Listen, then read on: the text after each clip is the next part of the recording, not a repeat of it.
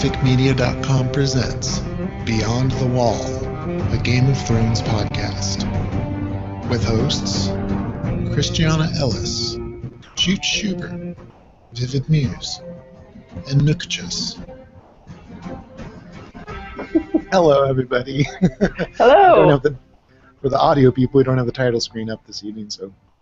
It also just occurred to me that even though in the Hangout we see small versions of everybody in the bottom corner, I think people watching on YouTube only see whoever's the highlighted speaker at any given moment. No, so they see the others. They see the little icons. Huh, that's not how mine end up looking. I wonder if that's the setting when I do it for my other shows. I don't know. Interesting. That's how it looks when I'm viewing it right now. But unfortunately, we don't have Viv with us tonight. But we do have Nutty. Hello. Hey, how you doing? Oh, starting to freeze. Perfect timing because, it was working perfectly before.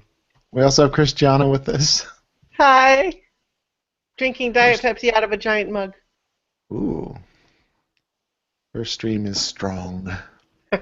And so we're discussing Game of Thrones Season 6, Episode 3, titled Oathbreaker, with no spoilers past the currently aired episode, as always. Oathbreaker just sounds like a word that you should say like an 80s metal song with the... Oathbreaker! You're an Oathbreaker! Yeah, exactly. This show, or... let's see. No. News bits. Oh, I don't know if either of you have watched, but I watched HBO's After the Thrones. They're doing their own commentary show now. Yeah, I've seen the previews for it, but I haven't watched it. I watched the last episode, which was for Home. I think that's the one I watched. For me, wasn't the greatest. It was interesting. They had some really interesting points of view for some things, and then some things they said, I'm just thinking, like, what the hell is he thinking? Like, there's no way that would ever possibly happen, and then realize that's probably people say that about me all the time. Well, I wonder about that just because, obviously, there are a lot of independent commentary shows for various TV shows that have been around for a while, but Talking Dead is obviously kind of the prototype for this new wave of official, endorsed commentary shows. But I think the problem with people trying to copy that model is that Chris Hardwick is just really, really good at what he does, and not everybody is as good at that. So it doesn't I like Talking Dead, but I haven't liked any other version of that model. Mm-hmm. I like, probably the real originator is Andy Cohen. Watch What Happens Live on Bravo TV, which I get sucked into watching sometimes. Viv will watch one of her guilty pleasures, one of the Housewives shows. And some of them I do enjoy watching. I really enjoy watching Below Decks, which is about yachting and stuff. But so Andy Cohen does these shows where they basically do highlight clips, of whatever the guest show was. I don't know if they always do lots of different shows, but anyways, his commentary is always just absolutely hilarious. I guess it's more of a talk show than... Well, yeah, really. And I was thinking specifically of a channel that has a show specifically producing and sponsoring a show that follows it just to talk about what that episode. Right. So he AMC. Executive produces most of those shows, but I listened to the after the show thing, so I wasn't really paying attention. It wasn't as good as the after the show thing that Orphan Black does, but generally I generally don't like the show sponsored ones because I feel like they can't be critical of the show. But if it's very quick, 5 minutes or whatever, okay, I'll give it a listen. No, I think the Thrones one was an hour. That's it? I don't think I listened that long then. Yeah. A little surprised. If people but hear so my little dog behind me, I apologize, but she definitely thinks that all attention should be on her at all times. She is right. is she at least starting to do this when you podcast to your other shows now? Is it just us? Sometimes it depends. Gonna feel slighted. So this episode was a little kind of a slow one. They're setting pieces in place, setting up a lot of things. Although some big things did happen. Noticed in the titles, we got a title sequence. We got a Vase Dothrock flyby, real quick. First time since season 1, I think, right? Oh wow, yeah, could be. I don't think she hasn't been back there since then. I thought it was interesting just that the last time we were there, we got a nice sort of verbal reminder of what it was that happened the last time she was there. Yeah. We got a frozen Nutty again, unfortunately, it looks like. She looks happy. Yeah, but it was interesting to see the Vase Dothrak. I'm looking forward to seeing a new one for Old Town, hopefully. Yeah, so it seems like, well, we'll get to that. Yeah. Actually, I guess it's a pretty short scene. We can jump right into that. So they're actually not going directly to Old Town. It looks like they're going to Sam's hometown. Cornhill first. Yeah. I don't know. I've got mixed feelings about that just because I am way interested in finding out what's going to go on in Old Town with the Citadel and all that stuff. I am way not interested in meeting Sam's family. I'm just not. I don't care. And so, I mean, maybe the show will make me care with whatever happens there. Like, I care about Gilly, so if something's going to be, affecting her, then I'll develop empathy for her in whatever situation that is. But, boy, just in terms of, like, oh, who's a character who's been referenced but we've never met that I would really like to see? Sam's dad. No. Right. No, he's pretty far down the list. So I'm hoping that that's not a sidetrack that's going to take up the whole season and delay getting to the Citadel because, obviously I'll let the show tell its own story, but that certainly it's not an exciting prospect for me. And it's entirely possible this may be the end of it. Like the next thing with Sam, maybe he's walking into the Citadel. He's walking into Old Town. Maybe we don't stop at the folks. I can't imagine. Well, they would have to have some central thing to the plot. One of the plots, or else it would be a total waste of time. Which Dorne is seeming like more and more. They still have plenty of time to go back there. Well, I didn't realize how close they are to Dorne. When Gilly said we're heading south, or we'll be in the south soon, I didn't realize. I forget about that geography, that part of the world. Yeah, well, it's just because nothing in the story so far has taken place down there. It's a part of the continent that hasn't seen a lot of play so far.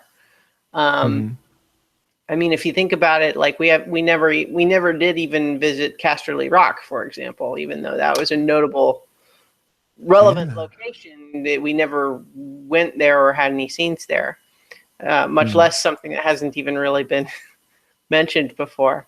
But I mean, again, without making it all about the books, at least we have a little bit from the books suggesting that there is additional intrigue to go on at the Citadel, meaning stuff's happening there too, just like everywhere. And it's not just like, let's see Sam go to Maester classes. It's just like Harry Potter, except really grim.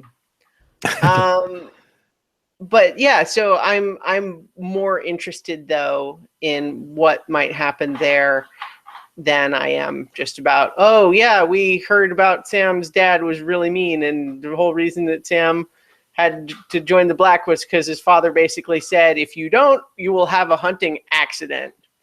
And so it's like, yeah, let's go meet that guy because we need more guys like that on this show. Yeah. And But, how wonderful he'll be to this wildling girl, and but he says his sister is lovely. It will be his son, though. So yeah. Yeah. As far as the parents know, that'll be. Well, the heir. that's going to be the story. I think is that that's who little Sam is. And it was an interesting. I liked the scene, even though just from a overall storytelling perspective, it was kind of a non-event scene. It was a, hey, we haven't seen Sam in a while. Let's remind people what he was doing. That's kind of what it. So instead of actually moving the story forward, it was more just like people haven't seen him in long enough that they probably forgot why he wasn't still at Castle Black and what was happening. Yeah. So we need the scene to do that, and we can make him seasick too, which builds sympathy. Right. And it's sweet. We just get to reestablish the relationship with him and Gilly, and we get some nice soft humor there, and reestablish their dynamic. And I liked all of that, even though from a plot perspective, just not really, like, nothing happens. It's more that he's like, oh, he finally tells her something that probably if she was paying attention, she would have been aware of before now. But right. Or that he's really, really been putting off. This ship that we got on, it's not going to the place that I told you it was going to, and nobody else mentioned it before now. But right. Okay, yeah.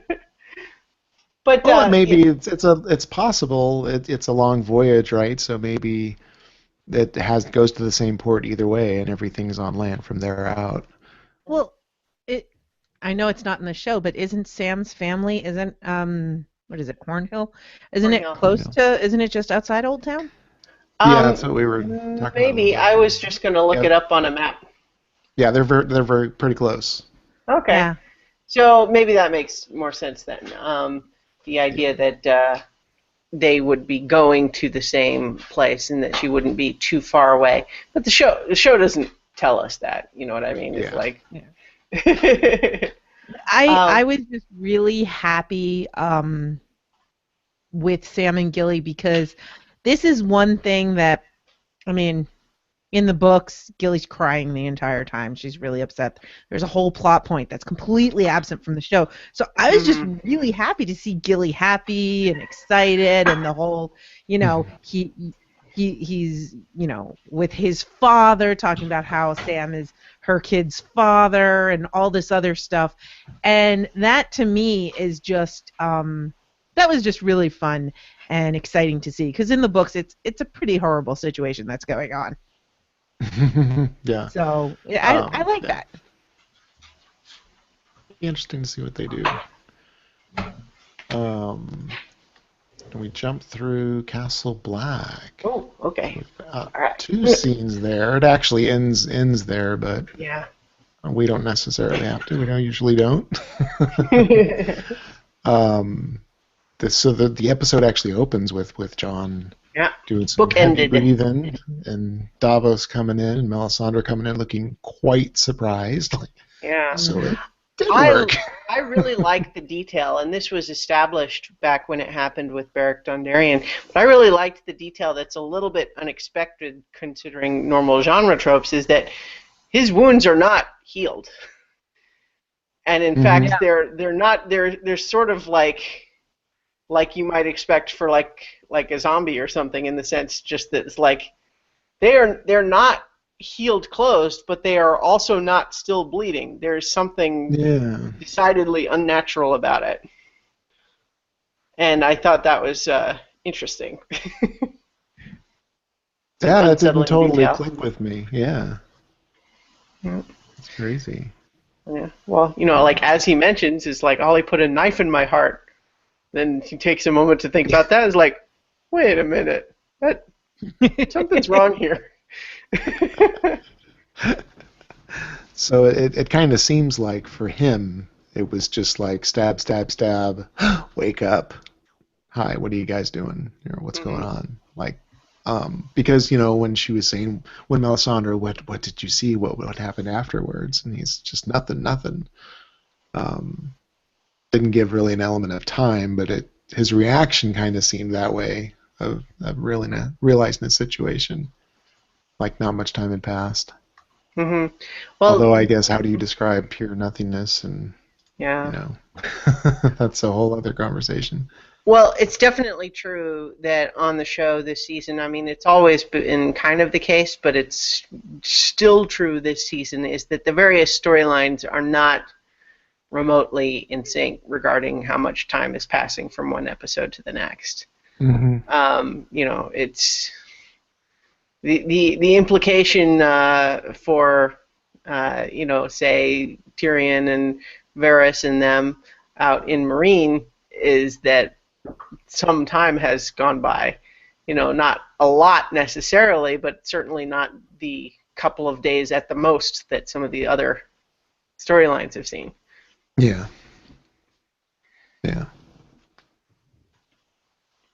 But at the same time, I agree that it's interesting the detail, the repeated detail again, because it was the same question with Beric Dondarrion. This idea of like, I'm praying to God essentially to bring you back to life, and he did. It seems weird that you just remember nothing, that you had no experience whatsoever of any like divine encounter or message or feeling of any kind. It's a little, something feels off about that. That doesn't seem right somehow. Yeah. But Melisandre's like, well, Stannis wasn't the one I saw, so it's got to be somebody. So yeah. Looks like he's ready to follow him wherever he goes. Well, and she even says the prince that was promised. Like, I got all excited when I heard that. She's like, Stannis wasn't the prince who was promised, so it must be someone else. And I'm like, gee, I wonder who it might be, Melisandre. Who might you be hinting at?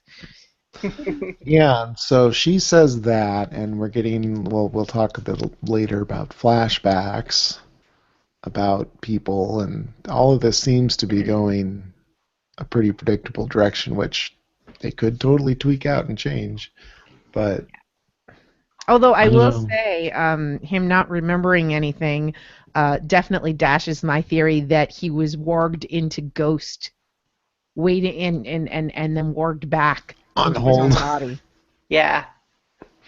That didn't happen. Yeah, I thought that was an interesting idea too. I kind of liked it in principle, but I can also see how that just adds complication when they clearly want to just get on with the story. Oh yeah. Mm-hmm. Yeah, like they didn't want to have to try to explain that.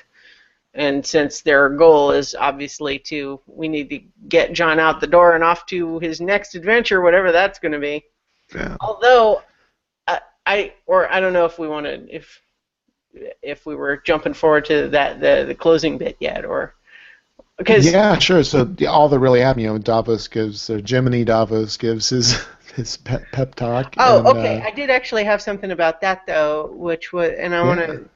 This is, I had expressed reservations in the previous two episodes about it feeling off or out of character to me for Davos to be the one pushing for this ritual. Mm-hmm. Even if we know he really liked Jon, the idea that he would be the one pushing a reluctant Melisandre felt off to me. And now, given the way it turned out, it just, again, feels like I feel like it would have worked better and would have felt more in character with everybody if Melisandre had just had her epiphany or whatever on her own, deciding to do it, maybe even over Davos's objections. But now that it's worked, that's when Davos gives him his, look, I don't know what's going on, but look, you're back here, and now you're back in with the rest of us, having to just figure it out. There, and that whole speech, I like it, but it also just feels again, not like the person who was actively pushing for this to happen. Yeah, it's still pretty bizarre. I feel like, and we don't have any book chapters to, or at least I've not read any because I don't read the spoilers. We don't have anything to firm this up, but I feel like Davos in this instance is taking the place of another character that's going to be in one of the books, and that's why it just feels so off, because in the books Davos is not there.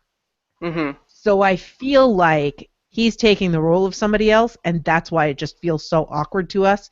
And the writers kind of had to, because they're like, well, who else are we going to use? I don't know. It's not going to be Ed. All right, let's make it Davos.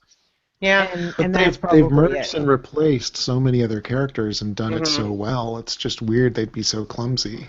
Well, I'm not sure why. I mean, we'll see how it plays out, but I guess I'm not, given where we are right now, I don't understand why it couldn't have been the way that I just had described it. You know what I mean? Like, why did we need to go through this business of Melisandre being so in doubt of herself and now convinced again? Like, why did she have to go, unless they were just trying to, like, give her more to do or something like that? But I feel like this felt just like a weird little detour where it's like, whoops, I took the wrong exit and now I have to go the long way until I can get back on the highway. I still hope, like we said last week, that it pays off eventually and we understand why they had to go this way. But I think it's just they're trying to mash puzzle pieces together. Yeah. And they did it too late. I did like how Davos said to Jon, good, now go fail again. It's like, you may have failed, but you were doing the right thing. Yeah. It reminds me of, I want to say it's related to Buddhism, but I don't remember exactly who the quote is from, but it's something to the effect of, you are not required to solve all of the world's misery, but you're also not allowed to just like, sure.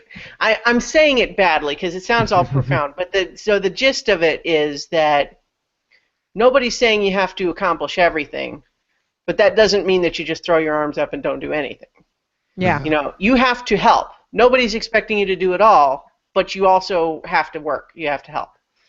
And so that's kind of I feel like I want to look up the real quote now because it sounds so much better in those fancy words. But I think that was kind of the gist of it here, which is like, okay, I don't know what the reason is, but you're back. And even if there's no reason at all, you were trying to do the right thing, and it didn't work out.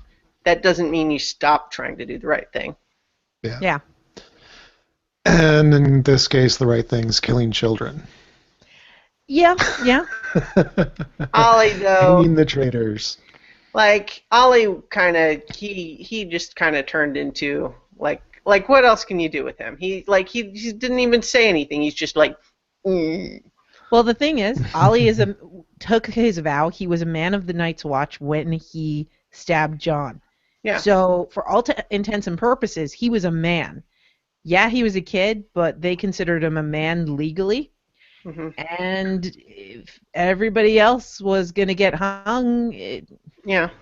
I'm not saying it didn't. Life imprisonment, Yeah. I'm not saying it's not logical. It's just, Yeah.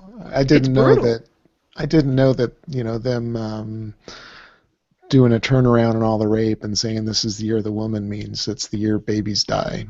Like he's every not, other episode. no. He's not a baby, I know, but well, they and didn't also, have to go back to his face again and again. I think clearly that for they shock. really wanted to press that. I mean, to me, the whole execution scene was it reminded me of Ned Stark.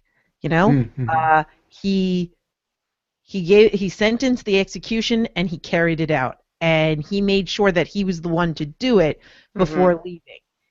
That was honor. Okay, I don't mean to cut you off, but I kind of want to agree and disagree. because I definitely felt like Ned was being evoked there too, and and following through on this thing. If you're gonna, if you're gonna declare the sentence, then you need to be the one to swing the sword. And I think that was meaningful and an intentional callback, and even part of the reason why he's swinging the sword to cut the rope instead of like doing a lever or something like that.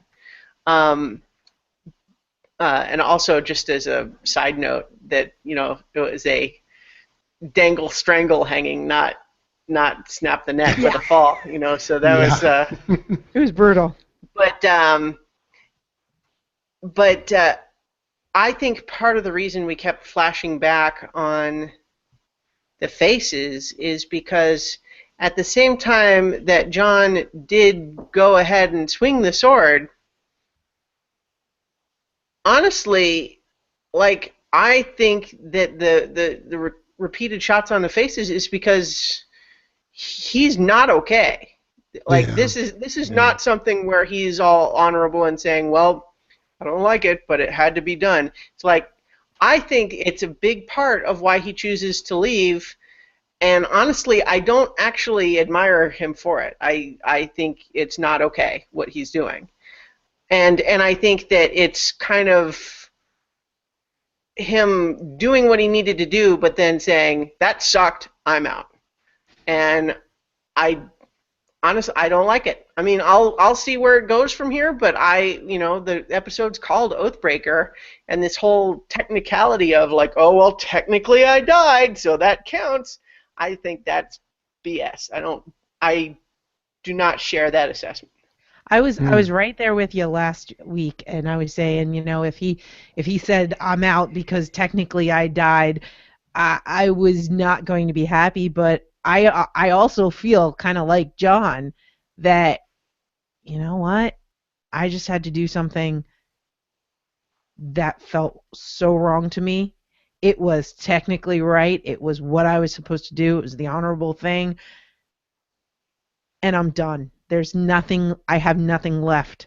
And I'm very interested to see what's going to happen next. Yeah. I don't think they'll tackle the loophole, but I think he negates the loophole by performing an action as Lord Commander and then leaving. If he was resurrected and just left, that's one thing. Totally. It almost makes him staying to do that almost more like revenge than justice. Yeah. You know what I mean? It's kind of like, okay, I'm going to leave, but before I do, let me just make sure I kill the people who killed me. I don't think he premeditated leaving, though. Well, either way, it's still, as Chooch kind of points out, I think it still negates this idea that, oh, I'm done now because I died, because he keeps going and then stops. Yeah, no, I totally agree with that. What I mean is, like, when he says my watch has ended, I feel like to him, that's when he died. He has been, committing this act has absolutely killed him, and there is nothing left. I don't think he planned it. I think he definitely thought he'd feel differently. But I think that for him, it was, oh my God, how can I command these men if I just did that? I'll agree that maybe that's why, but I don't find that reasonable. I don't find it defensible or honorable in any way. Because I'm thinking, what about Ed? Yeah. Ed's going to be left there all by himself? What about the White Walkers? They're still coming. What is John planning to do here? Like, he's coming back. He has made everything into disarray. And now he's just leaving and saying, screw you guys, I'm going off somewhere. What? I don't find his actions at all laudable. I think we can understand them, but I think it's a moral failing on his part, personally. Okay. Yeah. That's my take on it. And, maybe he will find some other way to try to fight that battle. But, and if that's the case, that's one thing. But that's not the impression I get here. Yeah. I'm not defending John in the sense of saying that I think he's right. I was more along the lines of, I understand his character and the motivations. I think the whole situation is foobar, Yeah. but it's not unreasonable to me. Whereas last week I thought if he were to leave the watch after all of this, story-wise and character-wise, it wouldn't make sense. Whereas now I'm like, okay, you know what? I can kind of see that. Well, I can agree there that I see where they have built the characterization and the story to make it go in this direction. But what I'm saying is, within the context of the story, John is wrong. I think he's doing the wrong thing. He is not doing what Davos suggested. I think he is quitting, and maybe he will eventually turn around and try to go and do something helpful again. But I think what he did here was to quit because it was too hard. And again, I can understand why he might do that, but that doesn't mean that I think he is right to do it. Absolutely. I predict that we're going to see John go down a downward spiral. I predict he's going to head towards rock bottom. But I don't know. You might be right, but I hope not, because I don't like that. I mean, he was one of, I know this is a show where they do that to characters, and no one is safe not only from death, but also just from even staying a likable person. But I don't like that. If that's what they do with the story, I will wish they had done something else. Yeah. And HBO has to know we don't like emo John. Yeah. And I have plenty of fan complaining about that in the early years. Yeah. One thing I do want to mention, because we just browsed past it, there were a couple of really good lines up at Castle Black. Like when Tormund says, what kind of a god would have a pecker that small? He's like, people think you're a god. And he's like, I'm not a god. I know that. What kind of a god would have a pecker that small? Like, I thought that was absolutely hysterical. I love how Ed answers the question that's on all of the fans' lips. Oh, you got brown eyes, and then John makes a joke, and Ed's like, "That's funny. Wait, you sure it's still you?" Yeah, that was hysterical. There were some great moments there, and I really enjoyed those bits, and that's all the more why I felt like it was such a betrayal when he leaves. What do you guys think of Alistair Thorne's last words? They were exactly what I expected him to say, because he still thinks he's right. He does not feel guilty because he thinks he did the right thing, and he's like, okay, well, it didn't work out, but that doesn't mean I think I did the wrong thing.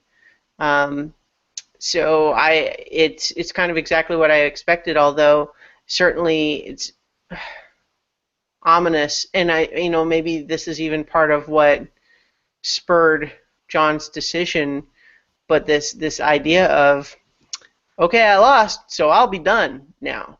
But now that you've let them in here, you're basically responsible for everything they do forever. Yeah. I thought it showed that even though Alistair's on the other side, he definitely has a code of honor. I didn't think about it, the I'm done kind of a thing, until you pointed that out, but I think you're right, yeah. Like, I did all I could, and dude, I'm at the hangman's noose. Nothing's going to change this. Yeah. I hope somebody tells that one guy's mom what happened to him. I hope he said it to John. I hope somebody else heard that.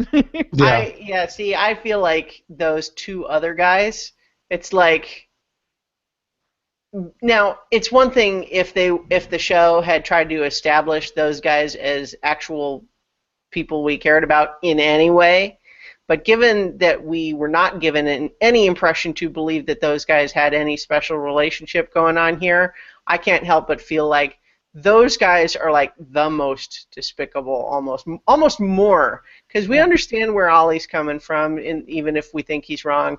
We understand where Thorne is coming from, even if we think he's wrong. Those guys are just like, we have no pre-established reason for them to be extra mad. They were like opportunists.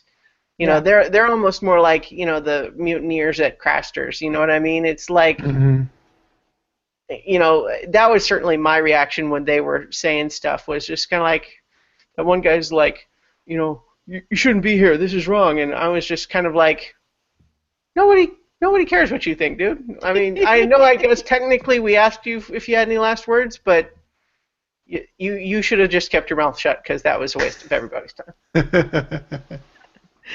That's pretty funny. So Paulette asks, where do we think John was walking? Was he walking out of the front gate or down the tunnel towards the north? Oh, My assumption was front gate, and the question in my mind is he going to Winterfell or to the Wildling camp? See, and my assumption was I thought he was walking into the north. really? Yeah, I don't That's know why. interesting. That's just how I remember it. My thinking is that the opening the gate to go through to the beyond the wall is like a big ordeal. They didn't give any impression of that. I didn't even think about it, but my assumption was that he was leaving to go south. And I also just saw Sheriff Bullock's comment about my Ollie Scala face should be my new avatar. I can't even do it again. It's like, I don't know. I don't know what I was doing before. It was spontaneous before. Now it's forced. The Q&A app will not open at all for me, so Oh, no. whenever you guys see comments, please jump in, because I'm not seeing them. So, well, yeah, and the Sheriff I have Bullock no also. lower thirds, no pictures, no Yeah. Q&A. I'm like flying blind here. Oh no! But he also suggests his thought about John is he flew to California to join a New Age retreat and invent a Coke commercial. I buy it. That makes sense to me.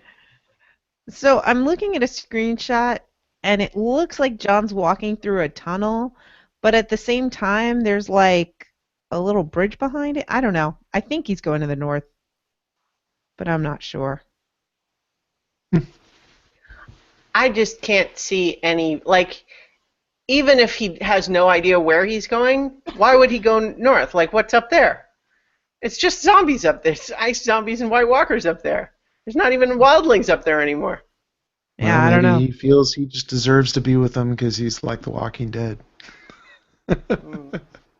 I mean, He's you might be giving up. right, but that makes no sense to me. I would be interested to see if that is what happens. I would be really interested to see why, because it seems like nothing's up there, whereas there's all sorts of things for him to do if he goes south. Maybe he's heading into the keep, into the castle to get his shit. No idea. Because if he's, heading out He in that needs- weather, he is going to need to bundle up a little. He needs mutton and horses. Yes. Oh, Well, that who actually. knows? We don't know if he eats. Yeah, well, that's true. What I was actually also just thinking is that I wonder if anyone's gonna go with them. Davos, Tormund. Melisandre, Hmm? I could see her taking off after him. I don't know. Well, let's jump from there into Bran's next flashback. Hey. Yeah. And, this one apparently has a lot of stuff for book readers because Yeah. to me well, they're just at some place and there's Yeah. a battle and It's- that's pretty much it. It was pretty cut and dry. it is continuing this season's incredible trolling of book readers. Like, there's so much in this season so far where they are deliberately tweaking people who've read the books. In this case, again, without going into it, this is something that we didn't see as a flashback in the book, but we heard someone telling the story, or no, it's someone just remembering it, I think. So it's still like a flashback, except it's really told like in the contemporaneous time, them having the memory, as opposed to flashing back like we're seeing the scene. But just like where the scene ends here, like what's in the tower, that's what we also still don't know. But there is a theory Uh-huh. that has a lot of fan support, and I won't go into any more details, but it hinges on what's going on in that tower. And for and everyone had assumed, because all of the people who were actually there are dead, that when Bran started being able to visit these flashback parts, everyone's thinking, that's the way we'll find out. And then for us to have a flashback and get all the way up to the moment where Bran is actually saying, what's in that tower? I'm going to go up in that tower and see what's in that tower. And then old Three-Eyed Raven said, no, you can't do that right now. Too much. You can't cancel. And it's like, we'll come back. And that's when everyone's like, But it's promise me, Ned. It's promise me, Ned. It has to be. Nope, too much information. No. And he's trolling Bryn just as much as he's trolling us. It's totally. That's pretty fucked up. That's really fucked up. Wow. Yeah. Although, what I will say that I was super impressed with, actually, is Arthur Dane's 4-on-1 two-sword adventure there. That was, like... So one of the things, they have kind of throwaway line in this scene to say, oh yeah, my father said he was the greatest swordsman he ever saw or anything. That's like an understatement compared to what we know in the books. This guy is supposed to be like the greatest swordsman in generations. Yeah. And so it's just kind of awesome that the fight choreography of, like, the whole two-sword thing. As soon as I saw him pull the two swords out, I was like, oh, it's a gimmick. It's going to look terrible. But then he's fighting 4-on-1, and it looks legit. Like, I bought it. Yeah. And I was like, wow, that looks really cool. And as he continues to get one more guy and one more guy and one more guy until now it's just him and Ned, and we're like, oh, wait, no, this has gone horribly wrong. It seemed like it was going so great a minute ago. I made a terrible mistake. Exactly. There's so much in this scene, and I agree, the fight choreography was pretty good, and I really enjoyed it, but also was able to convey story during a fight scene, which is really difficult, I believe. So you got Sir Arthur Dayne's Sword of the Morning. You can even see the sun on the pommel of the sword. It's so cool. But you also we finally get to see Ned fight, which we never get to see because he won't fight unless he has to. He won't do tourneys, right? So we actually get to see him fight, and he's very good. But we also get to notice that he won't attack people from behind. He had opportunity to stab Arthur Dayne from behind, and he never took that opportunity. And then Howland Reed does it, which we know that Howland Reed, Mira and Jojen's father, he and Ned have some tight pact, and there's like a whole debt there or something, but we don't know what the deal is, so there's all of that. And so there's so many things, and then you see Ned's face, and he is just utterly crushed that Howland Reed stabbed him from behind, because you can't do that. Well, and then he's like, well, I'm going to live with it. Well, yeah, I mean, I think it was complicated there in the sense that it's like, on the one hand, ordinarily, I would say never stab someone in the back. On the other hand, he was about to kill me, and you saved my life. And my sister's life. Yes. From all that he knows. As far as we know, as far as he knows, to be sure. But yeah, so I thought that was all really well handled, and I loved too, even just introducing already this idea of, well, of course I know what happened. I've heard the story 1,000 times, but then it doesn't go like the story did. And he's like, and just introducing this element that, oh, maybe some of the things that you've heard about that were in the past is not how it actually went down. Unreliable narrator, you say? And why would super honorable Ned lie about killing somebody? We'll find out why. Yeah, just an brief aside, Chooch. I don't see my name in the Zencastr anymore, but I see the little waveform going when I talk. But yeah, you dropped out on my side too, and it did something weird last week too, so I'm not going to rely on it. Okay. Do you want me to try to restart it? Don't worry about it. Okay. So one last thing about the fight scene, I do want to say, or the flashback, I do want to say that their casting and the styling that they did on the actor who plays Ned, so perfect. Like, I really believe that was Sean Bean in a younger year, like, and the hair and the way he spoke, like, it felt so good. I'm just laughing when you say that, not because I disagree, because I actually do agree, but just because one of the recaps I read was really insistent that they had cast terribly and that he didn't look right at all, and that had kind of took me back to like, looked pretty good to me, so I'm not sure what you're talking about, but all right. And so for you to just kind of echo that you thought it was perfect, I was like, well, what was that guy's problem? Paulette asks a really good question. Yes. She asks, do you think Ned actually heard Bran call out? I think it's fascinating. What was your take, Chooch? It seemed clear that he did. I mean, and them saying, "Oh, it was probably just the wind," and the one-eyed raven or three-eyed raven saying, you can't affect the past. So, I don't know. It certainly seemed like it.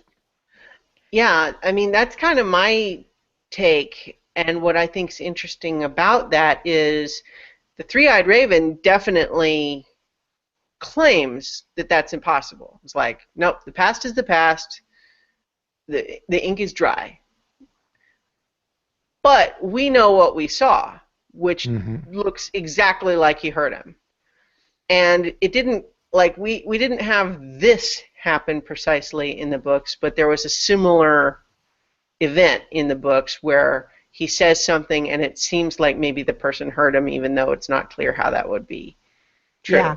And so what it seems quite possible to me is that either the three-eyed raven is lying to Bran for some reason, like makes him, like maybe there is a way to talk, but he thinks that he shouldn't for some reason, or maybe he's actually wrong and there's more to it than even he knows.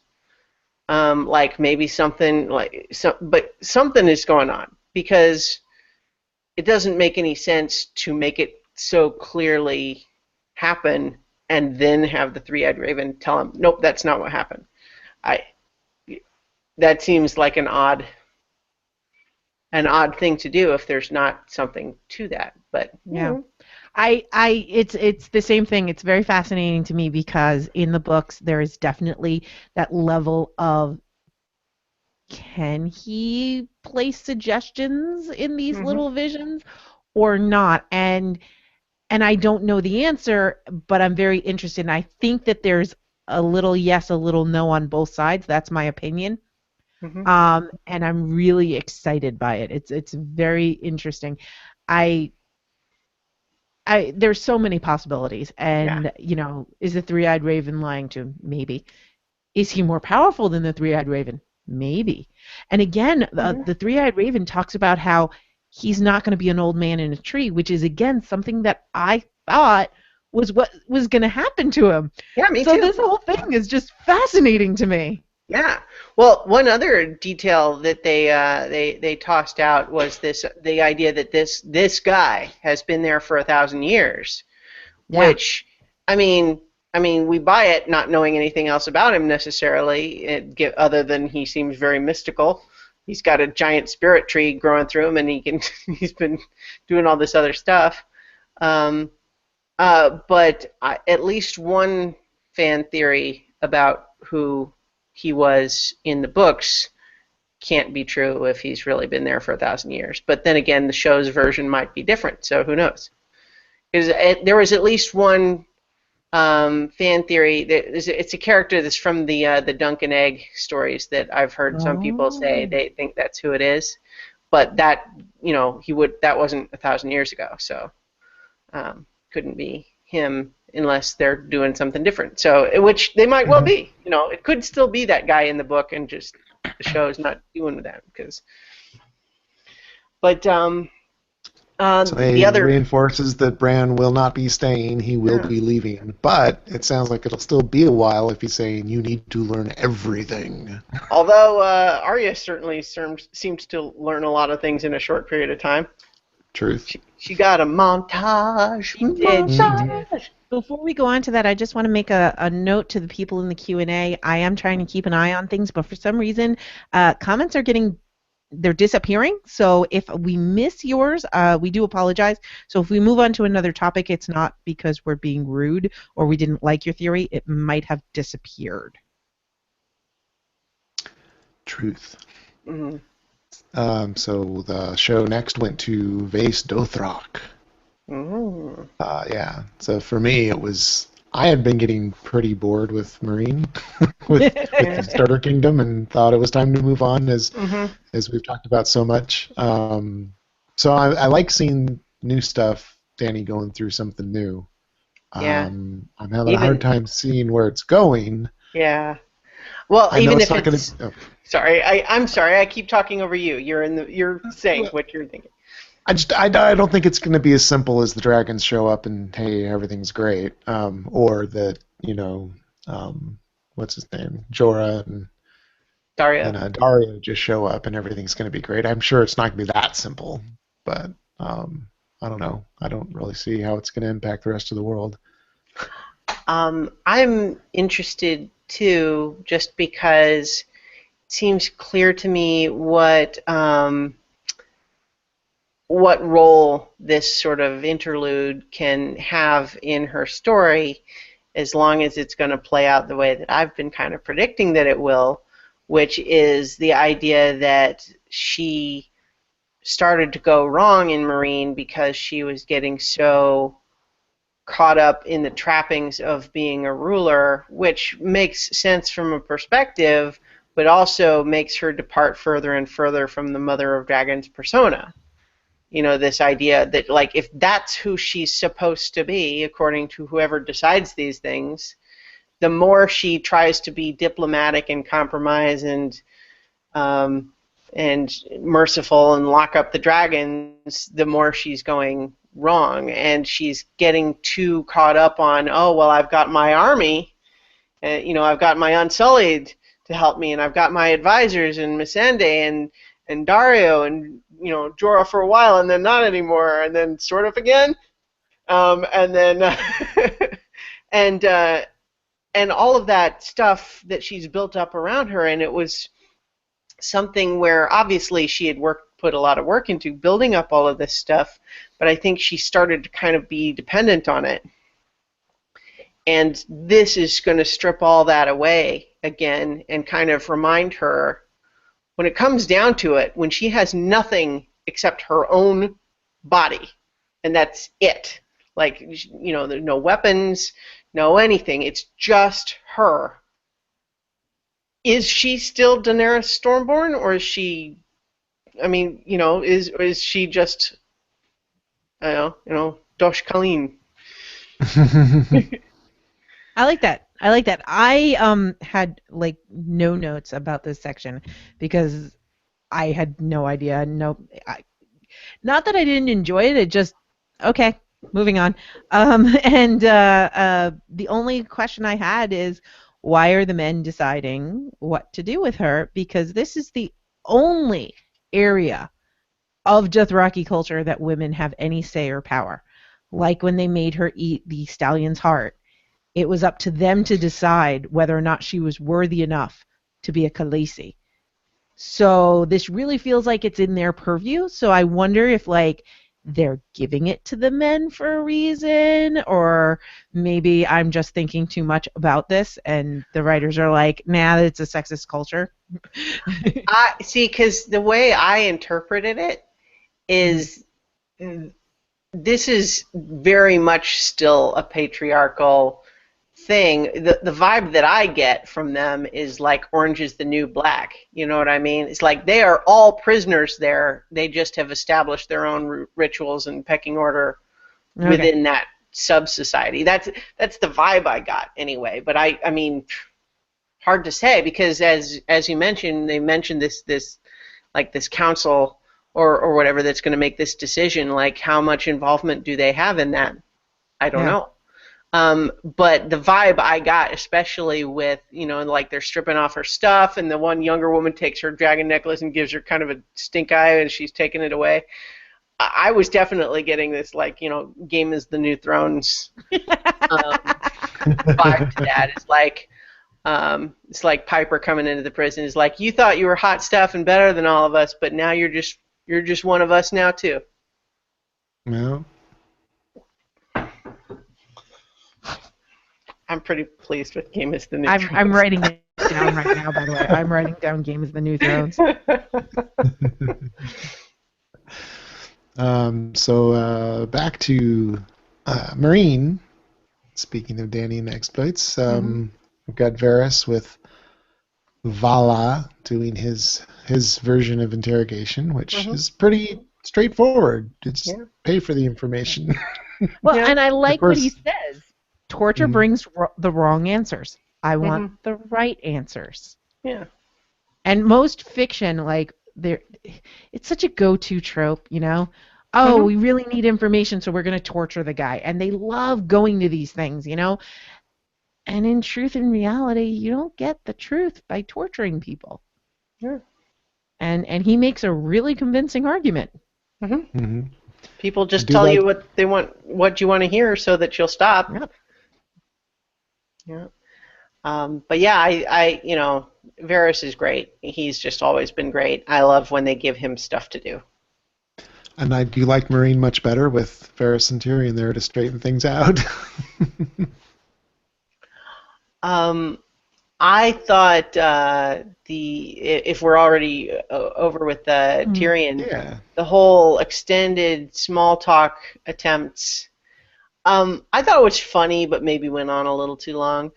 But what I thought was interesting is that certainly Grey Worm and Missandei are, they're not exactly the life of the party most of the time. But I think that there was a lot of it that they were just really uncomfortable with Tyrion personally, and it's not even that they just don't get it at all. It's just that they're very uncomfortable dealing with him because he's trying to be like, come on, we're all in this together. Let's be buddies if we can, or at least cordial. Whereas they're still feeling like, we don't know who you are, dude. You're just kind of showed up one day, and I guess he knows you, but he's not exactly been around for a while either. Jorah liked you, but he's got his own issues. We've got complicated feelings about him, so you kind of just showed up, and now you're telling everybody what to do.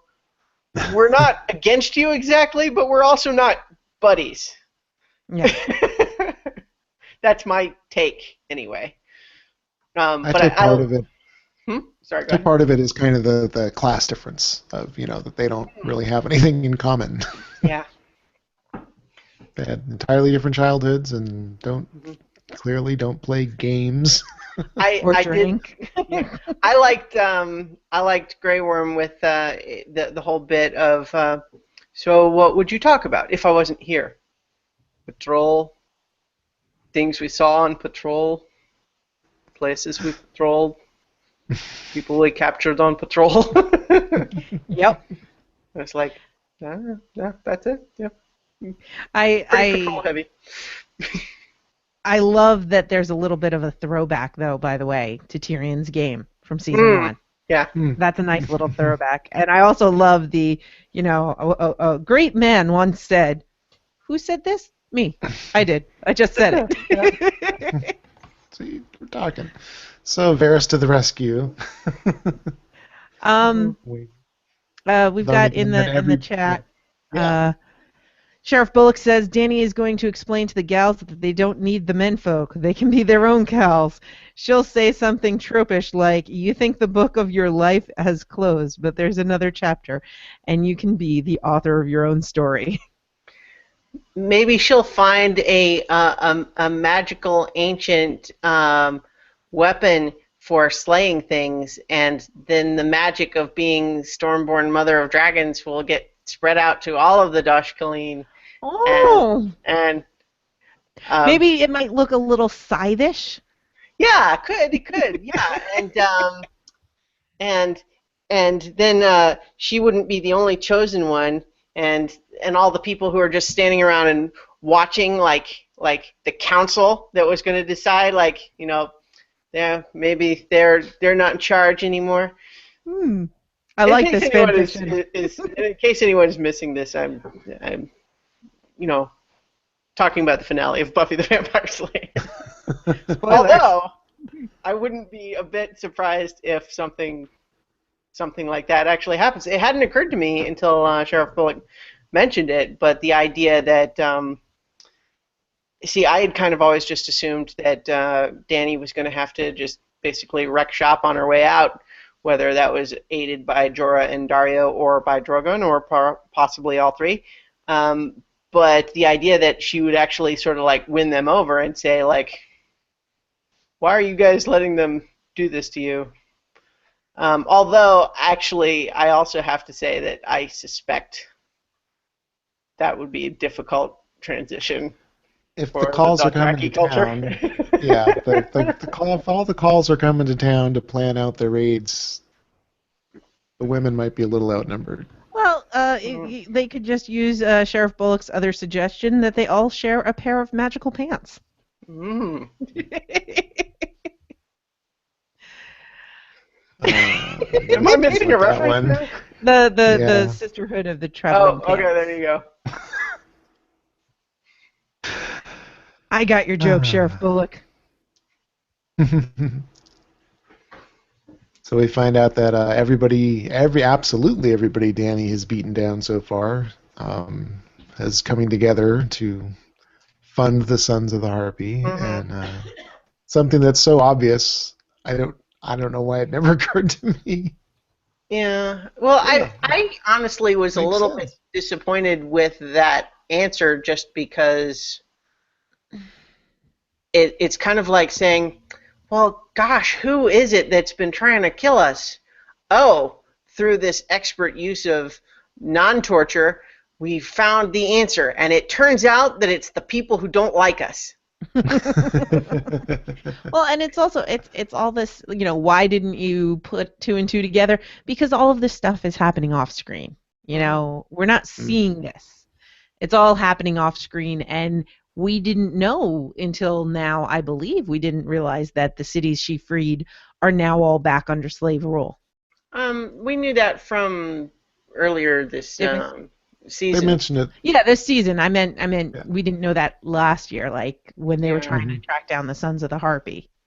I feel like there was maybe just a moment where one of the cities was having trouble, but yeah, you're right. I don't think that just the idea that, oh, nope, they're retaken now.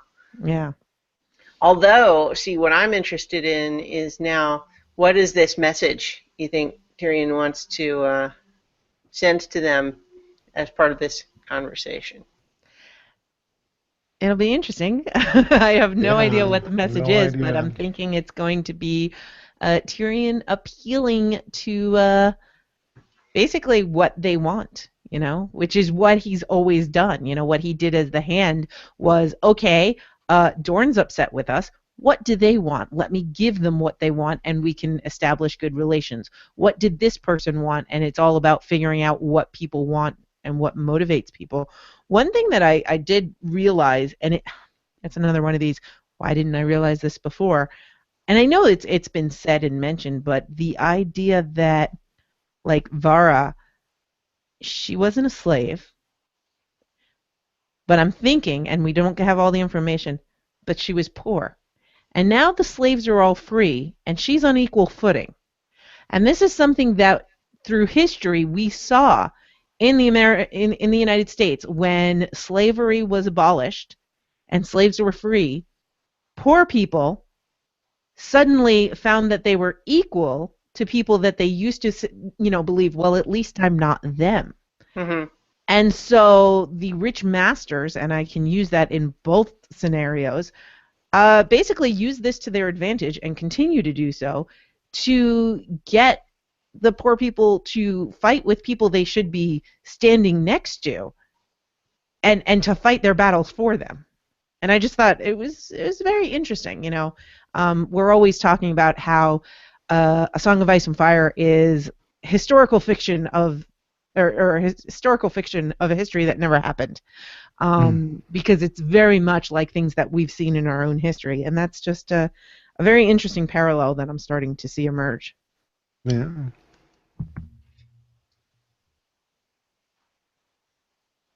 Anything else in Marine? So we had the bridging where he talks about the little birds, and then we see Qyburn, as always, being creepy as fuck, taking over the little birds, though he seems to be taking care of them, is that's taking care of their problems. And that's what I was going to say, is that like he is a creepy character, no doubt. He has done lots of creepy things, but his relationship with these little kids was kind of surprisingly non-creepy.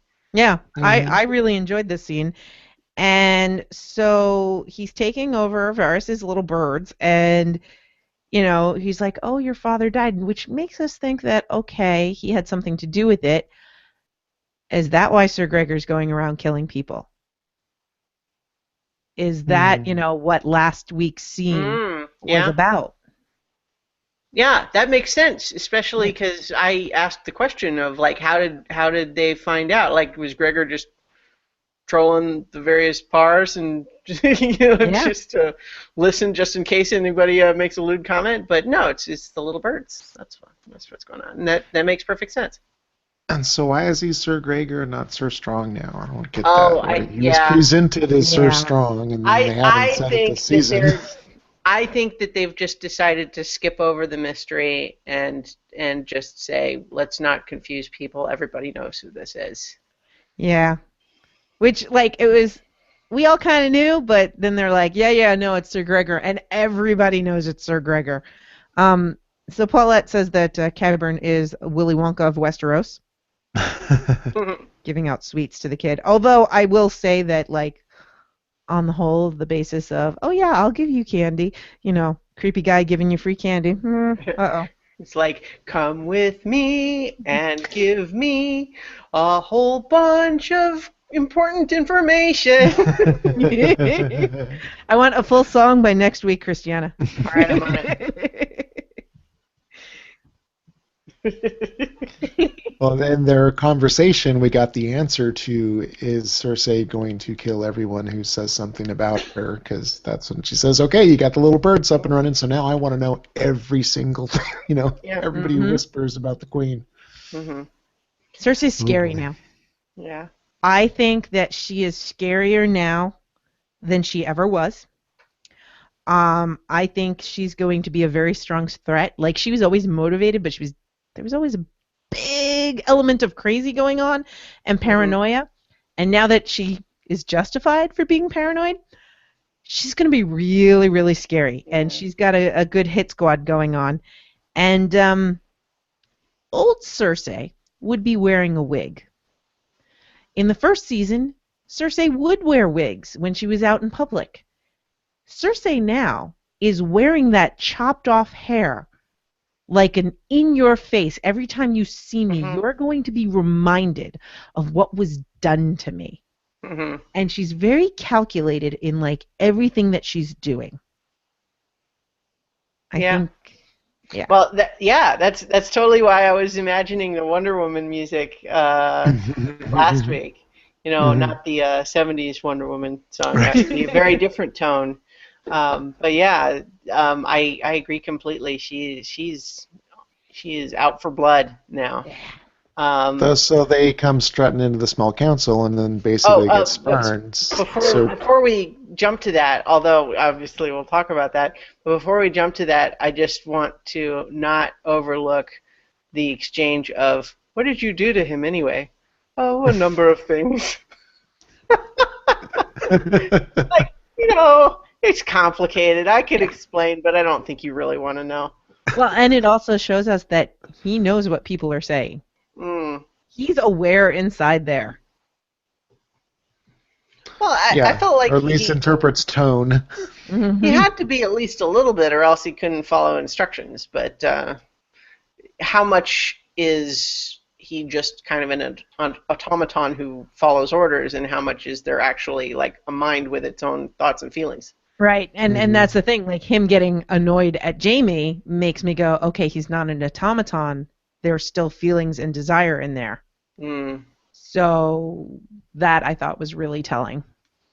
One of the other details from that scene, though, that I guess hadn't fully occurred to me was that and I feel like maybe I knew it and then forgot or something, but just the idea that Cersei is just assuming that her trial is going to be a trial by combat and Gregor's going to be her champion. But I guess what gave me pause was the idea that, like, trial by combat, like, obviously there's precedent for it in Westeros, but is that something that the Faith Militant are going to be on board with? It's through the laws of the Seven. It's something handed down from there. It's not from the old gods' religion. Mm-hmm. It's definitely something from the Seven, and they're going to have to respect it because it's one of the oldest laws that we learn about it when Tyrion first does it, and then everyone's like, trial by combat, nobody does that, you know, and then it's become very popular because of that, but it's one of the oldest laws, and you can't deny someone a trial by combat from what we've heard. Because if you could, then Lady Arryn would not have allowed him to have a trial by combat because it could mean that he would win. Well, I mean, I agree. I guess that's right in some respects, but my hesitation was only just that, like, the sort of top-down version of the religion may have treated it that way, but that doesn't necessarily mean this more grassroots I think version. if they were able to not have it, like able to deny it, they would have to get the crown to agree, and that's where that whole conversation between Tommen and the High Sparrow may be coming into play, because they talk about the relationship between the religion and the crown, and that the two of them endorse each other.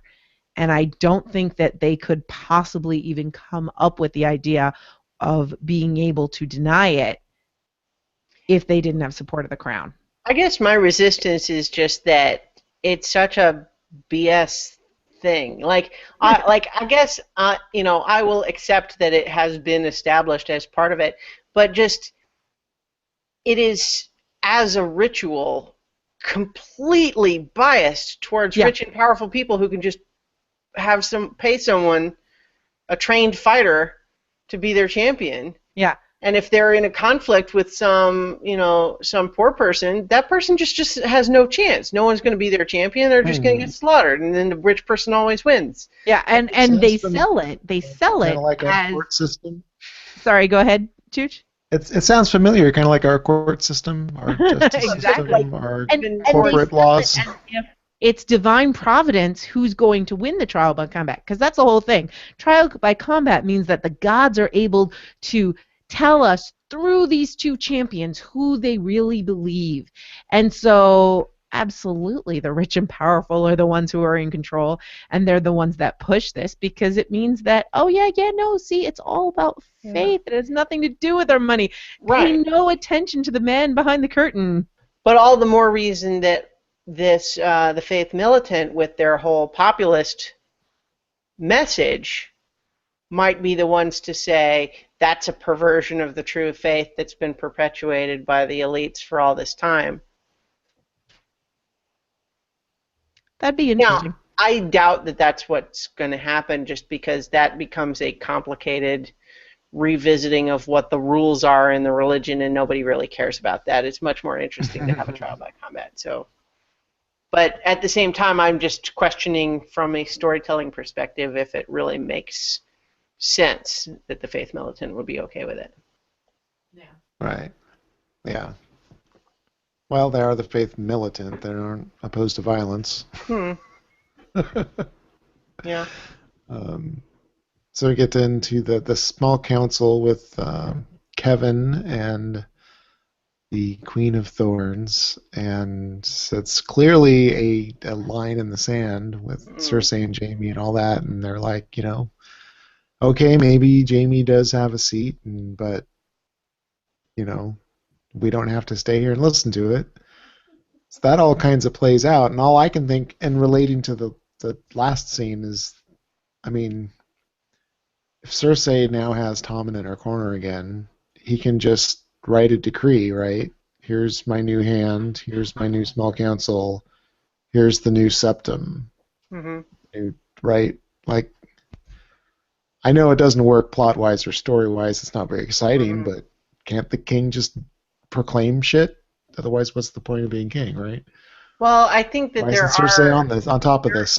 yeah, there are certain elements where I think a young king, it would get complicated. I think because there's an element to which Kevin is currently like regent, Yeah. which is so like it could be complicated. But to be sure, if Tommen was just going to go out there and insist, it's not clear how that would play out. But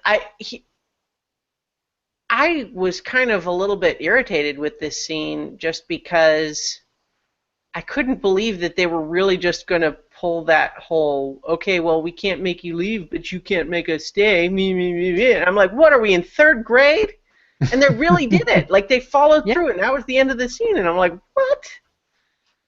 Oh, yeah, I didn't like that, honestly. I think that was a sign that the Tyrells are losing their footing. They definitely had gained control of the small council. They had gained the power in the monarchy, and this is a sign that they are starting to lose footing. Paulette mentions how much she loved, by the way, that Diana Rigg's character Mm-hmm. says, "You're not the queen. You're not married to the king. Of course, in your family." Yeah. And she trails off, which is just amazing and makes me very excited to see more Olenna stuff. But I really think that we don't have to listen to you, but we don't have to stay is just a little sign that they're starting to lose their footing, and Cersei's camp is scary. And yes, the king could definitely come in and put his foot down, but I think they're still at the point where they're really trying to coax Tommen into believing that they can't steamroll him. He's definitely thinking about things, and they have to be Mm-hmm. very careful with the way that they approach him so that when he makes decisions, he's making them because he thinks they're his, Mm-hmm. not because he's been ordered to do so. I think if Tommen were actually the age that he were in the books, they could steamroll him because he'd be so much younger and impressionable. But because they aged him up to a point where he's just starting to get an inkling of I make the decisions, I make the choices, Mm-hmm. it's so easy that he could be corrupted to either side. On that note, though, I think it is insane that they allowed Tommen to go and speak to the High Sparrow by himself. Yeah. It makes zero sense. We know Cersei can't go. Well, she can't go to the Sept, but couldn't they couldn't have arranged for a meeting somewhere else? Maybe she doesn't want to talk to him, fine. But Jaime, at least, I know Jaime had tension with him the last time, but still, like you he let showed Tommen up just with go by himself? he showed up with the white cloaks, which should be enough protection, but honestly, that's a monkey's court, the King's Guard right now. Well, and that's not even what I mean. I don't just mean physical protection. I mean exactly what happened, which is that High Sparrow getting in his head. That's That what is I meant the exactly same why. thing. Like they're not there to, they're not going to protect him from anything like that. And I mean, he says leave. He doesn't even say leave. He gives them a look, and then they just leave. And Not even they don't Kevin think should that there's a want that. problem. Like, Yeah, Kevin should not want that. there is no one in all of King's Landing except the Faith Militant that would have wanted it to go this way. Agreed. And so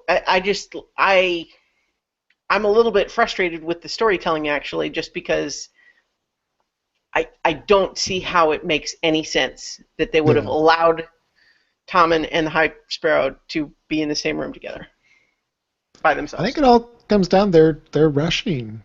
I think Yeah. just like the last episode, they're for some reason they're really rushing. They're taking a lot of shortcuts. Yeah.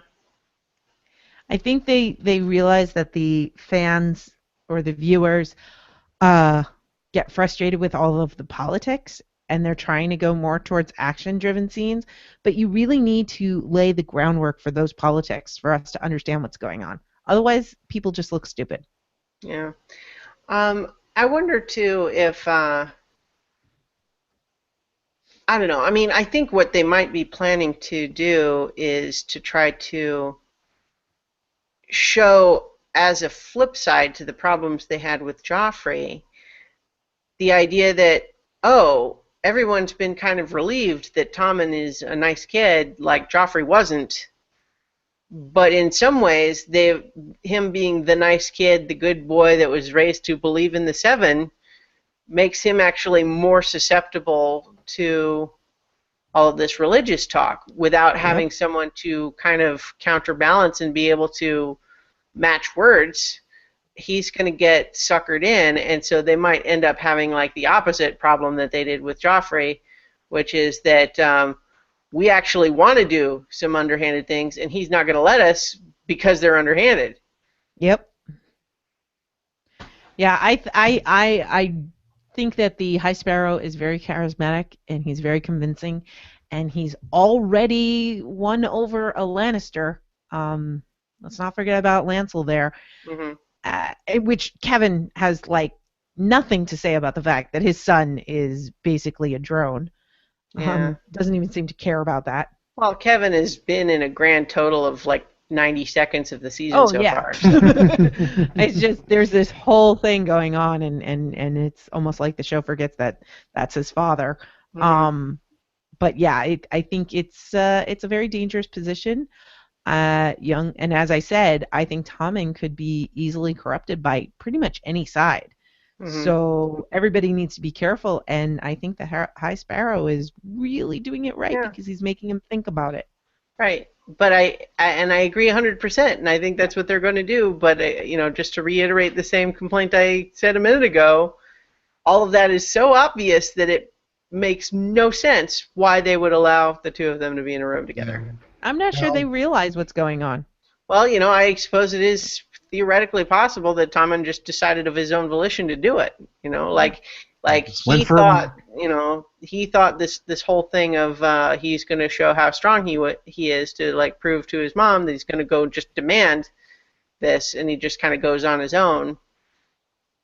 I mean, maybe that's what happened, but I almost wouldn't mind having like a throwaway line or two of like, how did he go to himself? It's like, oh, we didn't know that's what he was doing. He just kind of went off and he said he had something to take care of. He's the king. He told us. We just did it. Mm-hmm. Do you know what would have happened to us if we didn't do it when Joffrey said it? I left this scene thinking, it'll be an interesting conversation when Tommen next talks to his mom. I kept thinking in my head, I'm like, that Jonathan Pryce, he's so convincing and he can talk people into anything. I mean, he had the whole world believing he was Vietnamese back in the 90s. Him playing a character in Miss Saigon. Which I didn't realize was him until like 2 weeks ago. Oh, wow. Yeah, I had no idea that I was like, wait, what? Are you kidding me?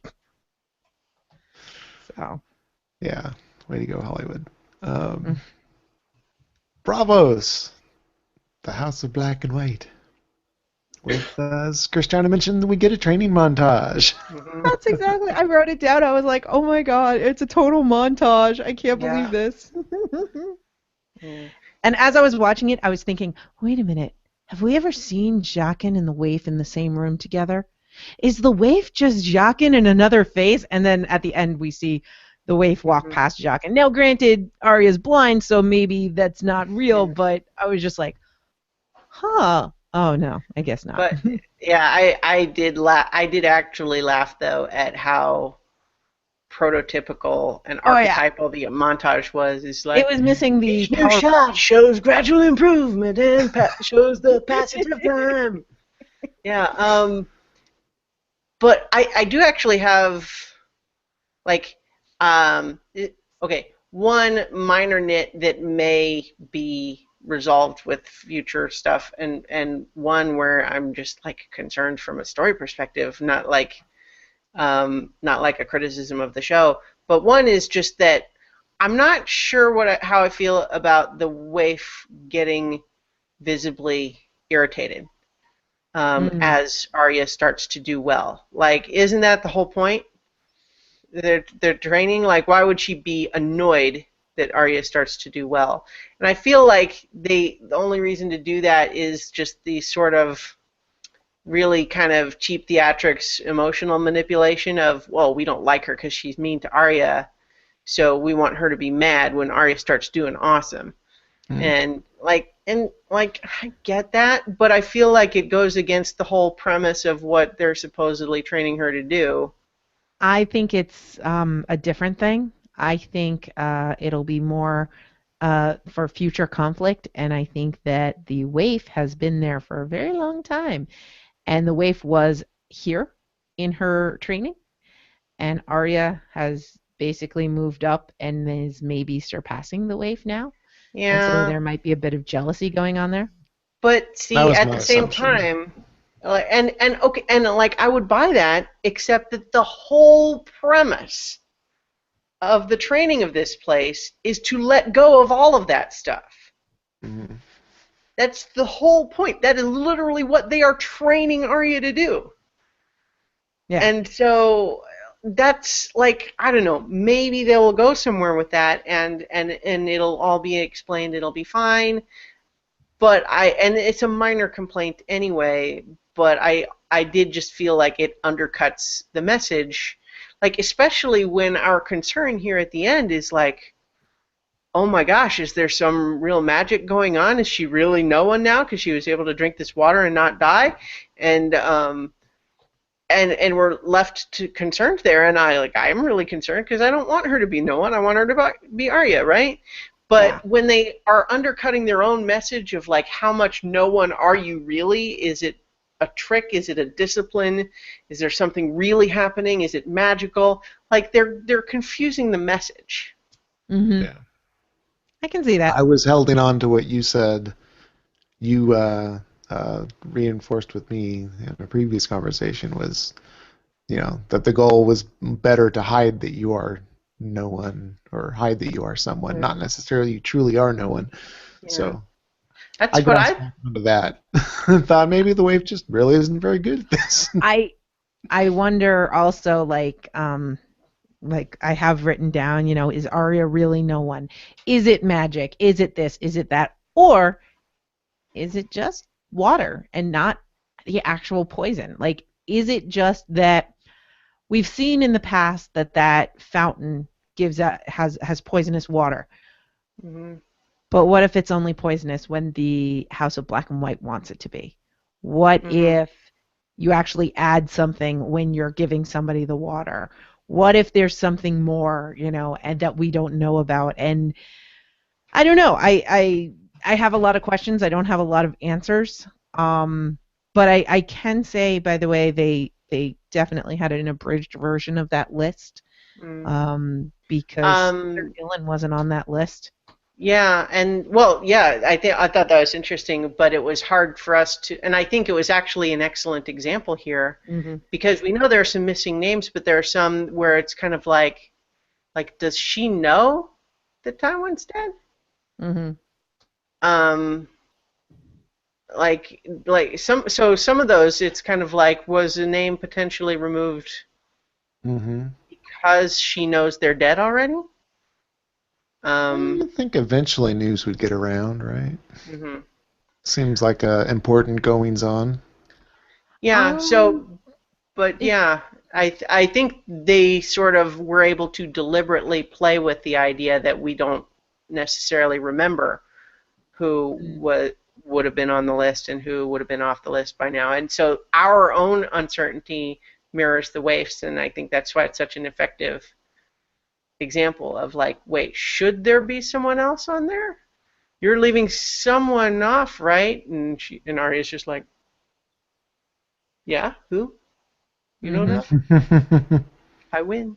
I liked her answer about the Hound. Yeah. Um, I it's I was going to have another thought about that I will leave out. Um, Related to the water, though, one of the other things that kind of crossed my mind when we talk about the various ideas of, is it magic? Is it really just water? And there's something else funny going on. What's going on there? But I also remembered her working with all of those powders and stuff, and thinking of the Princess Bride is like, oh, I've spent the last few Yes. years building up an immunity to iocane powder. Yes. I had that same thought. I just forgot all about it. Because remember that, there's definitely drugs going on with this place. There's no question about it, right? And did she mix an antidote? Well, I don't necessarily mean that. Like, I don't think she did anything like on purpose. Like, I think whatever is happening, she doesn't know what's happening. You know what I mean? Like, I don't think she understands the process exactly. And I think, honestly, this explanation is probably too complicated for the show to really deal with. But this idea that, like, especially one of the reasons that opiate addictions, things like heroin, can be so deadly and so prone to cause an overdose is that, for example, someone, when they're using regularly, they build up a tolerance. So they have to use more and more and more and more to get that feeling. But then say they quit for a while, and then they haven't used for a while, they lose their tolerance. But then when they relapse, they take the same dose that they used last time when they had a huge tolerance, and now it's too much and it kills them. So if she's been there a while, being exposed to low doses and building up a tolerance to whatever this toxin is that's in the water, that could be why she could drink it and not, and not die. But at the same time, there's also the fact that it made her eyes not blind anymore. Yeah. So there's definitely some magic there's something going on. Yeah. There's so many questions that open up in this scene. I'm definitely interested. I'm very happy that Arya is no longer blind because it means that we've got something more and something new to see. Also, I didn't like the way her eyes looked. It was uncomfortable. Sheriff Bullock has a comment saying, I'm glad we're finally accelerating Arya's training. I also disliked how petty they made the waif look in this moment, but maybe it's just because I want Arya and the waif to be gal pals. Yeah. I think you may be one of the few, but that's definitely within Sheriff Bullock's normal wants for his TV shows, so... if you're interested in more of that, there's lots of gal pals that he picks out for Deadwood. So, well, there's some good pairings in Deadwood. There really are. So, all right. Right Did we cover everything, or is there any more? There's a very big bombshell we have to cover. One more scene in Winterfell. Yes. Oh, right. We have Lord Umber coming to make an alliance with a gift. You know, I thought, honestly, this scene gave me the most mixed feelings out of like any scene I can think of in a long time, in the sense that, obviously it's terrible that Osha and Rickon are now in the hands of Ramsay and that Shaggy Dog is dead. Like, that's terrible. I am very unhappy with that development from a in-story caring for the character's perspective, not as a criticism of the show perspective. We know how Ramsay feels about heirs. Well, yes, unhappy in the extreme about this situation. I am terrified that they are going to be killed just to make Jon even madder when he finally shows up, because that's my assumption of what's going to happen. I don't know that. That's not a spoiler. That's just my guess. But from a storytelling, world-building perspective, the idea that the Umbers were always super loyal to the Starks and thus willing to secretly be protecting Rickon all this time, but that now, because of letting the wildlings through the wall, that's what would make them say, okay, first of all, I know Jon was a bastard, but he was like a bastard Stark, so screw him. We're mad about that, and we're also going to need help fighting the wildlings, so you know what? Look, we have to make a new alliance here. And so I just thought that all felt well constructed to me, in the sense that why there would be this house that would feel one way and then would feel another way and make this critical decision that affects the plot so much. But it all just felt well developed. Like, oh yeah, okay, I get all of that. That all makes sense to me in a way that the Karstark thing didn't. Because young Lord Karstark is just a sociopath apparently, and maybe a child molester. It's a little bit unclear. Maybe. I think that was an insult that was. It He might stood well, up and yeah, he took. Yeah, that's why I wasn't 100% sure if it was meant to be true or if he's just he was being fucking with him. yeah. I certainly liked this guy, and it's nice to remember the great John, with what little we got of him way back in season 2.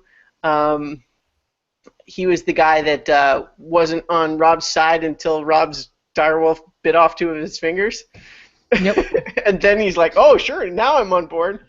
I felt so betrayed because I've read, from the various perspectives and how much love there was between the Starks and the Yumbers, and I felt so betrayed. And then, it was like, oh my God, okay, so then in my head, like, they reveal that it's Rickon, it's Osha, and then it's Rickon, and in my head I'm thinking, okay, so what's his plan? What's he gonna do? Is this a sneaky way in? What is the plan? Thinking that there's something else, and then we see the head of Shaggy Dog, and I just wanted to cry. I was like, no, he's really betraying him. He wouldn't kill Shaggy Dog unless he really was betraying them. And then I felt so betrayed. Yeah. As a brief note, let's do direwolf update. In terms of like. Yep. So the remaining living direwolves are Ghost with John and Summer with Bran, right? We haven't seen Summer, but still around up there. Summer's still there, presumably. And Nymeeria's out on her own away, somewhere, right? But not seen since episode 2 of season 1. But there were stories of a wolf in the woods, and not in the show though. Yeah, in the show. When? They talked about it in the show. I remember talking about it. Okay, I don't remember it in the show. You may be right. I don't remember when exactly, but not recently. Yeah. You might be right, and I just don't remember. But the point is, yes, not definitively dead, chased away into the woods, but way early in the show and not seen since.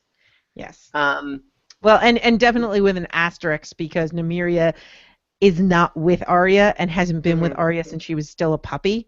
Yeah. So it's not the same kind of thing.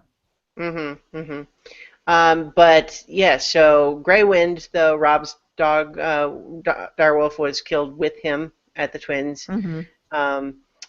Lady, I think, was Sansa's direwolf, killed, in reprisal for the whole Butcher's Boy incident in season 1, and now, alas, Shaggy Dog as well. So anyway, I just wanted to check in because that was one of my first thoughts when Shaggy Dog was dead. Is like, okay, which of the direwolves are still around? And we actually have now. We have one Stark whose direwolf is dead, but that Stark is actually no. I'm sorry. Yeah, now we have 2 Starks that are alive with dead direwolves. Whereas I know, especially for me, when reading the books, you knew somebody was dead, one of the Stark children, that they're officially dead when their direwolf is dead. Like, you lost all hope for Rob when Grey Wind was dead. And the only reason I had hope for John is because Ghost was still alive. Yeah. So. We've got a couple of Q&A comments. We have Paulette saying, does John even know Rickon is alive? Didn't he think the boys were burned by Theon? And I believe that's... I'm trying to remember now. I can't remember if John and Bran did miss each other, right? Like, Bran saw John from a distance, but they did not meet. But John never saw Bran. John had no idea. And Bran told Sam not to tell him. Right. Oh, so Sam knows. Oh, right. But not John. Yeah. So you're right, Paulette, that John does not know either of them are alive. Sansa knows now but not where they are. She only knows that they weren't killed when supposedly they were killed. So they could be anywhere. They might still be dead. They just weren't dead when everyone thought that they were. Right. Sheriff Bullock also says, when I saw OSHA, I thought, oh my God, or OMG, OSHA, I've missed you, followed by dread. Though not too much dread because I feel confident OSHA can handle herself, but then Rickon was brought in and I felt sick and annoyed. And then he actually just added another comment saying, Ramsay just had a Stark as his captive and now he has another. We just went through this storyline. Why is the show repeating itself? Something else needs to happen here because this is feeling pretty tired. Yeah. I kind of agree. I don't think that he's going to. I don't think that Ramsay's going to just outright kill Rickon. I think that he's definitely going to learn from his mistake because what's more important, having Sansa or having Rickon who trumps Sansa? So if he has Rickon, maybe there's something he can do, and I think he might have an idea, which makes me really, really, really scared for Rickon because I'm thinking whatever Ramsay has in store is a fate worse than death. Mm-hmm. I kind of feel like, first of all, from Ramsay's perspective, Rickon doesn't trump Sansa because Sansa theoretically could have given him an heir and made him legitimate. Yeah. Right.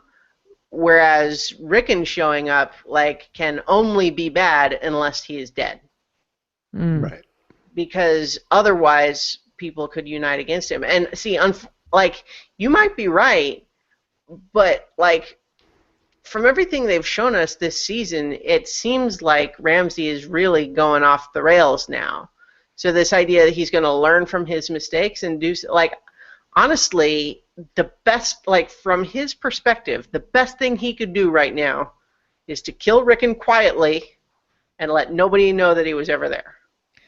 Yeah. I don't see how Rickon can be leverage for Ramsay in any way. I don't see. I agree completely, and I think it's almost more likely that he will try, and it will backfire, because if everyone actually finds out, oh wait, one of the Starks actually is still alive, then maybe that's going to change things. Now, it doesn't necessarily, because of course the Umbers were one of the families that was supposed to be the most loyal to the Starks, and now they've just handed Rickon over. So, well, and my question then is, well, if he does then just kill Rickon, whatever he would gain by Sansa being his wife, the Umbers would then have over him. Because the Umbers would know, and they'd have plenty of people to back it up as their witnesses, they would know that they turned Rickon over to Ramsay. Mm-hmm. So they have that information. But you could also say, why would they do that? I feel like they wouldn't want to tell anyone because everyone would just say, you were hiding Rickon all that time, and then you turned him over to Ramsay just in time for Ramsay to kill him. That doesn't seem good for you. Well, and that's assuming that they were hiding him the whole time. Isn't that where they were supposed to be going when? I don't remember. When OSHA left with them, I think that is where they were supposed to be going, is the Umbers. Yeah, I couldn't remember. I don't remember for sure either, but that was my impression, is that that's where he's been all this time. But it's all very complicated now, to be sure, because even families that were the most loyal to the Starks, like the Umbers, are sufficiently mad about the Wildling thing that it's got them turned. Yep. Oh God. Paulette just says, Rickon upside down on a cross at the front of Ramsay's army, a la Mad Max Fury Road. No. I'm horrified, and yet, that's what I am actually worried is going to happen. Not necessarily literally that, except that we were kind of got a sneak preview of that, because that's the cart that was hiding OSHA and Rickon on it, leading into Winterfell, past a flayed person, a flayed body on an upside down cross, or flayed body on a cross, or an X, which I'm hoping is not foreshadowing, but I fear maybe. But at the same time, it does feel like a little bit like John doesn't even know Rickon is alive, and so passing a flayed young person is not necessarily going to obviously mean anything to him. Yeah. But I don't know. I mean, I'm sure that they can have a way to handle that. Oh God, I'm just imagining all the ways that it could even be worse than that, and I'm going to stop now and not give. Don't do that to yourself, especially right before bed. Right. Okay. So. And episode ended. Yes. Yeah.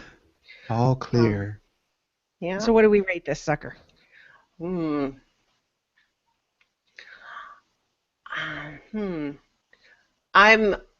a little more down on this episode, not in any extreme way, but just compared to the others. So I'm gonna give it 7 out of 10 awkward pauses in honor of Tyrion's attempted conversation. Nice. Get one, Nutty? Oh geez. I'm gonna give this 7.5 out of 10 screams from a tower that are taunting us. Oh. Mostly because I feel that this was like a bridge episode. It was really building and catching us up between what has happened and what is going to happen. And it didn't really feel like a full episodic story, like a full arc. So it's not that it's filler, but it's the stuff we have to get through before we can get to the really good stuff. Yeah, definitely slow putting pieces in places. But for me, some of this just weird writer shortcuts they're taking bugs me. I was going to rate it worse. I gave it a bonus point because I was very happy Arya can see again. So I ended up giving it 7-1 against Arthur Dane. Nice. I like that. So you mean 7 out of 10? 7 out of 10. That's awesome. But I love that 7-1 against Arthur Dane. I love it. I was really happy with that scene. I honestly even like the way that it toyed with us and denied us giving us the actual information that we want. Yeah. Because I am sort of pleased with the times that the show has deliberately trolled the book readers that way. Mm-hmm. So I do actually like that, but just the same, yeah. there's some other issues. Yeah. So did we have any feedback this week? I don't believe so. Okay, cool. I want to say I saw one, but I may have I may have dropped the ball. There may have been one, and I just totally forgot to bring it up. Let me double check. Click. Fascinating video. Trouble, toil and trouble. Click on the feedback or I was going to say there will be trouble, but that's rhyming trouble with trouble again, so that's no good. There's not really that many words that rhyme with trouble and bubble. There's rubble, I suppose. That word. That's a very good point. Hubble. Hubble, yeah. You'll look at the stars through the Hubble. I know I'm reaching.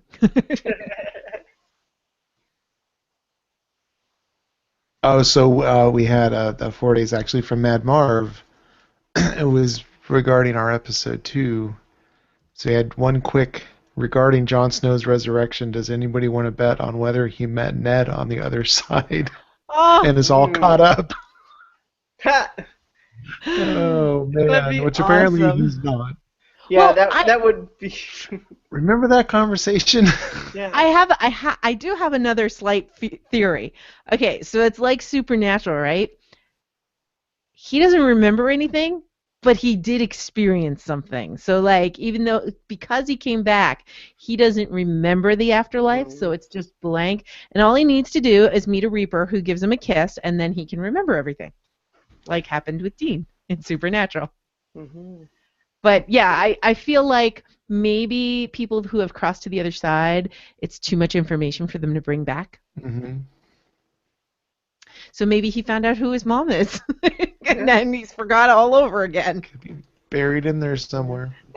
See, what'll be interesting is even though, like, some of the historical mysteries of the show are now in a spot where, like, we can find out the answer through Bran's visions, but it's not clear how that's going to actually mean anything to the rest of the story.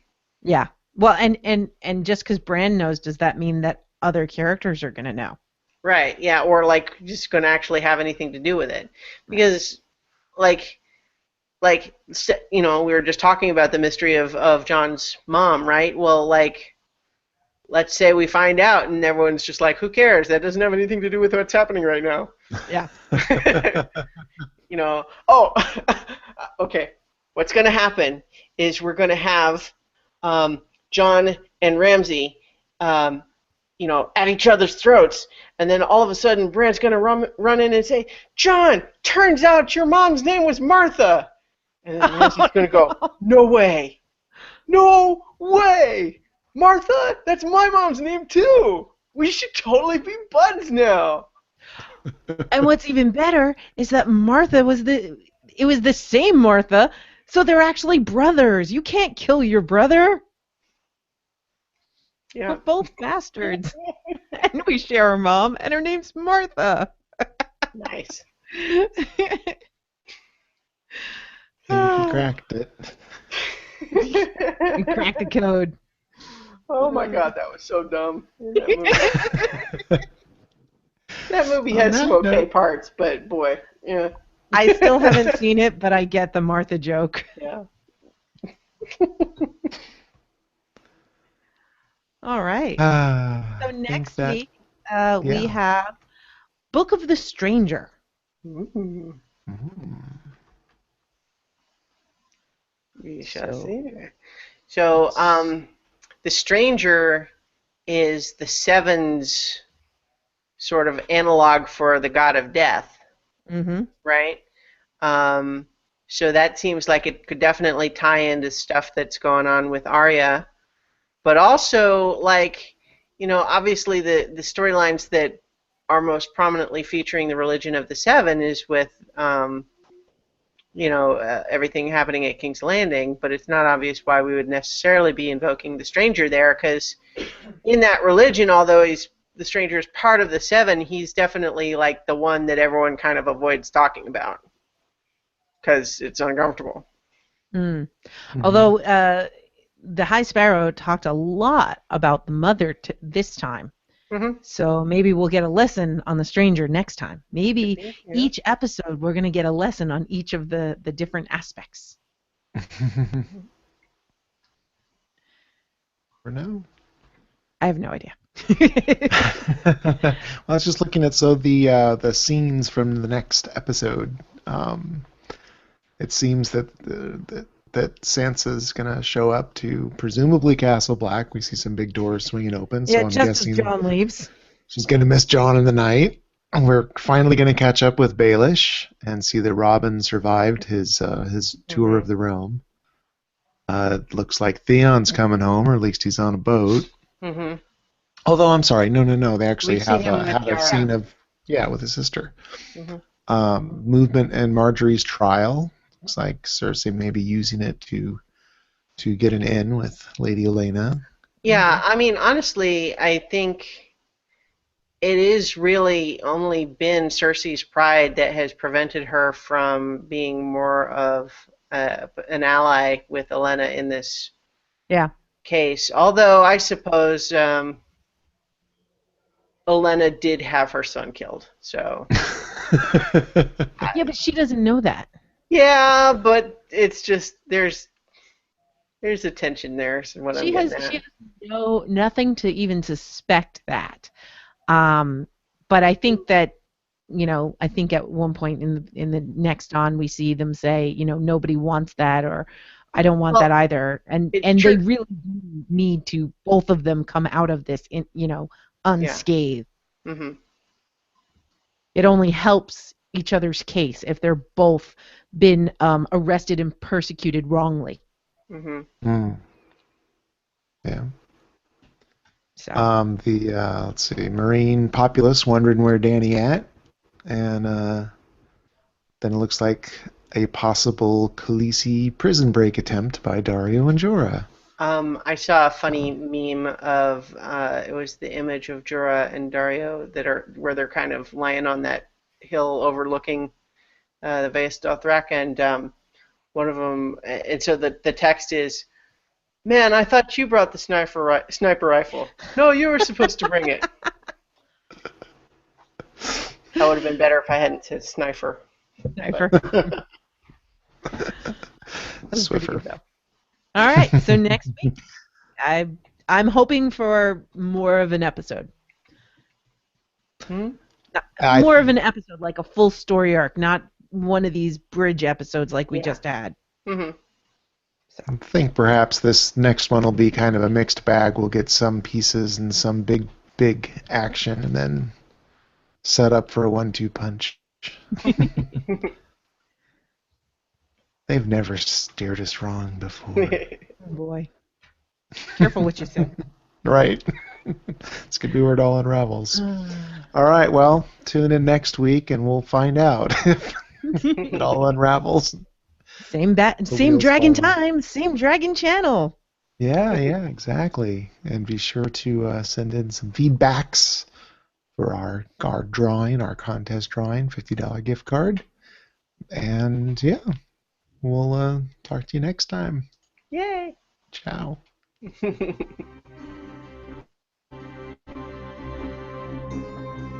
If you have feedback for the Beyond the Wall podcast, you can email us at btw@specficmedia.com.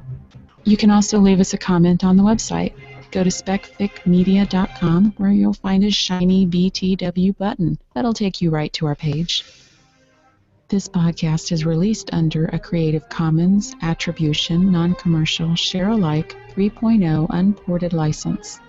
Feel free to share and remix. Just give us credit and don't charge money for it.